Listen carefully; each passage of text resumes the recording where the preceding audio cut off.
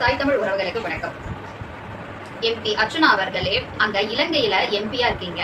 அங்க இருக்கிற நம்ம ஜனங்களுக்கு ஏதாவது நல்லது பண்ணுவீங்கன்னு பார்த்தா இங்க வந்து விஜய்க்கு ஜால்ரா தட்டிட்டு இருக்கீங்க.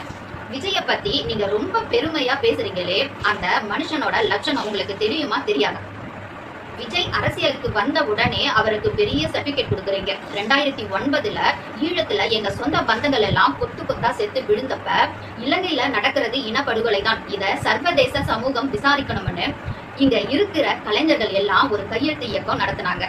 அப்போ எல்லா நடிகர்களும் கையெழுத்து போட்டாங்க. ஆனா விஜய் மட்டும் கையெழுத்து போட மாட்டேன்னு சொல்லிட்டாரு. ஏன் தெரியுமா? அங்க அவரோட சினிமா பிசினஸ் பாதிக்கும், படம் ஓடாதுன்னு கையெழுத்து போட மாட்டேன்னு சொன்னாரு. ஒரு இனத்தோட உயிரை விட தன் படத்தோட வசூல பெருசா நினைச்ச ஒரு ஆளு இன்னைக்கு தமிழ்நாட்டையே ஆள போறாரு. அதுக்கு நீங்க வேற சப்போர்ட் பண்றீங்க. என்ன கொடுமை இது? காங்கிரஸ பத்தி பேசுறீங்க. 2009 முள்ளி வாய்க்கால்ல லட்சம் தமிழர்கள் ரத்த வெள்ளத்துல கிடந்தப்ப அதே காங்கிரஸோட நெருக்கமா இருந்தவர் தானே இந்த விஜய். அந்த ரத்தக்கரை படிந்த காங்கிரஸோட இன்னைக்கு அவர் கூட்டணி வச்சுக்கிட்டு மேடையில நின்று சினிமா பாட்டு பாடி பேசுறப்போ உங்களுக்கு எங்க மக்களோட மரண ஓலம் கேட்கலையா? கோடிக்கணக்கில் சொத்து வச்சிருக்கிற இந்த நடிகர் ஈழ தமிழர்களுக்கு உதவி செய்யறோம்னு ஒரு போராட்டத்துல வெறும் 500 ரூபாயை கொடுத்தாரு. அது எங்க இனத்தையே பிச்சைக்காரன் மாதிரி பார்த்தா மாதிரி இல்ல. நீங்க ஒரு ஈழத்தமிழரா இருந்துட்டு இவ்வளவு விஷயத்தையும் மறந்துட்டு விஜய்க்கு முட்டு கொடுக்குறீங்களே, உங்களுக்கு மனசாட்சி இருக்கா?